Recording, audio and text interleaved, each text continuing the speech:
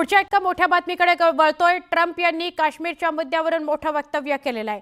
काश्मीरवर दोन्ही देशांमध्ये सहमती बनवण्याचा प्रयत्न करू असं ट्रम्प यांनी सांगितलं। दोन्ही देशांसोबत व्यापारही वाढवण्याचा प्रयत्न करणार असल्याचं त्यांनी सांगितलं।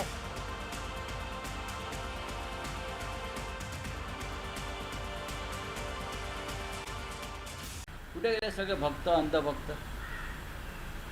कोणत्या अटी शर्तींवर तुम्ही ही युद्धबंदी केली यासाठी एक सर्वपक्षीय बैठक ताबडतोब व्हायला हवी आणि त्या बैठकीला प्रधानमंत्र्यांनी उपस्थित राहणं गरजेचं आहे। प्रधानमंत्र्यांना पळ काढता येणार नाही। युद्धबंदीची खरंच गरज होती का?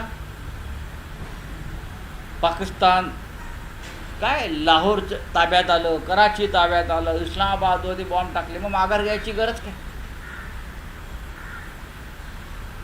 ही वेळ अशी होती की पाकिस्तानला कायमस्वरूपी धडा शिकवण्याची वेळ असताना, संधी असताना आणि भारतीय सैन्याचं मनोबल प्रचंड उंचावलेलं असताना देशाच्या राजकीय नेतृत्वानं अचानक कच खाल्ली। देशाच्या राजकीय नेतृत्वानं कच खाल्ली आणि आमच्या सैन्याचं आणि देशाचं मनोबल हे त्यांनी उद्ध्वस्त केलं। कोणासाठी? प्रेसिडेंट ट्रम्प त्याचा संबंध काय? एका सार्वभौम राष्ट्राच्या निर्णयामध्ये हस्तक्षेप करण्याचा प्रेसिडेंट ट्रम्पला अधिकार काय? आणि जे मिस्टर मोदी गुजरातचे मुख्यमंत्री असताना 26/11च्या हल्ल्यानंतर जेव्हा आपण युनोमध्ये गेलो पाकिस्तान विरुद्ध, जेव्हा ओबामाशी चर्चा केली तेव्हा हेच मोदी सांगत होते, ओबामा के पास जाकर रो रहे हैं, ओबामा के पास जाकर रो रहे बचा दो। आता मोदी काय ट्रम्पकडे जाऊन लढत आहेत, अमित शहा ट्रम्पकडे जाऊन लढत आहेत। या देशाचा हुतात्म्यांचा, ज्या 26 माय भगिनींचा सिंदूर पुसला गेला, त्यांचा त्यागाचा केलेला हा अपमान आहे। हे सिंदूर बिंदूर हे सगळं राजकारण झूट आहे त्यांचं। मी आता स्पष्टपणे सांगतो, काही माघार घ्यायची गरज नव्हती। या क्षणी जेव्हा आपण एका टोकाला जाऊन पोचलेलो आहोत तेव्हा अशा प्रकारचा अवसानघात करणं हे कोणाच्या तरी दबावाखाली कोणाला तरी फायदा पोचावा यासाठी युद्धबंदी जाहीर केली। भारत सरकारने काहीच केलं नाही असं दिसतं। काय करायला पाहिजे होतं म्हणजे काय? भारत सरकार कोणाला वाचवत आहे? ट्रम्पला मध्यस्थी घालून पाकिस्तानला की लाडक्या उद्योगपतीला? भारत सरकार ट्रम्पची मध्यस्थी स्वीकारून, मुळात ट्रम्प कोण? नुकसान भारताचं झालेलं आहे, नुकसान जम्मू काश्मीरमधल्या आमच्या अनेक राजौरी पुंछसारख्या गावांचं झालेलं आहे। पाकिस्तानच्या हल्ल्यामध्ये आतापर्यंत 20 सिव्हिलियन्स ठार झालेले आहे। नुकसान पाकिस्तानचं झालं आहे का? मग ट्रम्प आणि इस्रायल आणि गाझातलं युद्ध का नाही थांबवलं?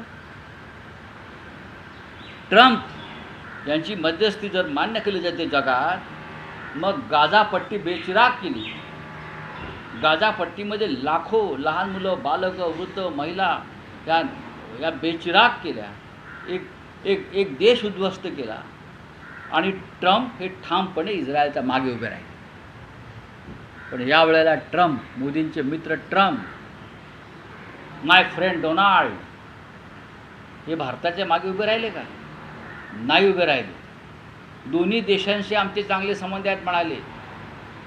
जगामध्ये भारताला मित्र नाही। 500 देश मोदी फिरून आले, पण भारताचा मित्र कोण त्याने सांगावं। म्हणतात ना, मी 180 देश फिरलो, मी 200 देश फिरलो, मिठ्या मारतात। ठामपणे या युद्धाला पाठिंबा देणारा, भारताच्या बाजूने उभा राहिलेला त्यांनी देश दाखवावा। ते नावं घेतलं जपानचं, पुतीनचं, ह्याचं त्याचं, की होय भारताच्या युद्धाला आम्ही पाठिंबा देतो। ज्याप्रमाणे चीन आणि तुर्कस्तानने पाकिस्तानला खुला पाठिंबा दिला। तटस्थ राहणं म्हणजे पाठिंबा नाही।